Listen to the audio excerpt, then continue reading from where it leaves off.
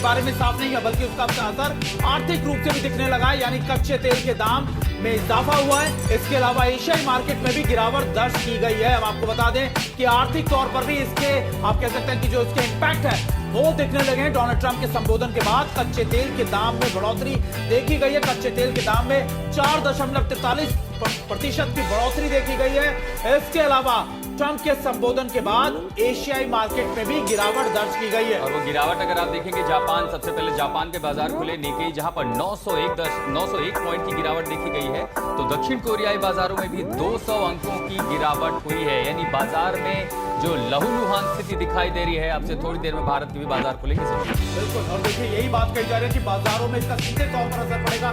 संदीप ओनेथन भी हमारे साथ जुड़े हैं। संदीप, देखिए हर मिलिट्री एस्पेक्ट का एक बड़ा सीधे तौर पर इंपैक्ट होता है इकोनॉमिक पॉइंट ऑफ व्यू से, और डोनाल्ड ट्रंप अब एक बार फिर से जब ये लंबी जंग की बात कह रहे हैं तो इसका इंपैक्ट देखने को मिल रहा है। लेकिन मेरा एक सवाल आपसे स्टेट ऑफ हॉर्मुज को लेकर भी था।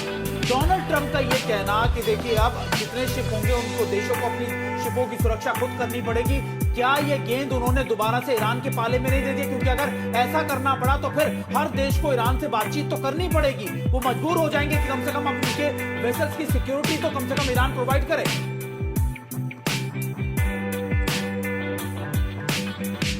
जाहिर होता है कि उनको अब स्ट्रेट और हॉर्मुज से कुछ लेना देना नहीं है, क्योंकि उनकी जो तेल है वहाँ से नहीं आ रही है। वो पूरी तरह से सक्षम है तेल को लेके।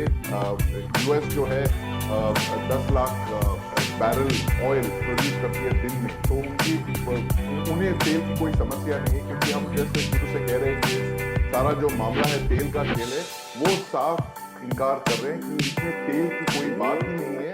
हम जो है सिर्फ ईरान की न्यूक्लियर वेपन्स और उनकी जो हथियारों की उससे हमें कुछ लेना देना है। तो उन्होंने पूरी जो है गेम चेंज कर दिया, मैच को अब सिर्फ ईरान की जो वेपन्स ऑफ मास डिस्ट्रक्शन है उसकी तरफ कर दिया। और वो कह रहे हैं कि जो भी देश अब स्ट्रेट ऑफ हॉर्मुज से तेल लेना चाहते हैं वो अपने आप ईरान से बात कर सकते हैं, चाहे वो उनके नेटो वाले सहयोगी क्यों न हो।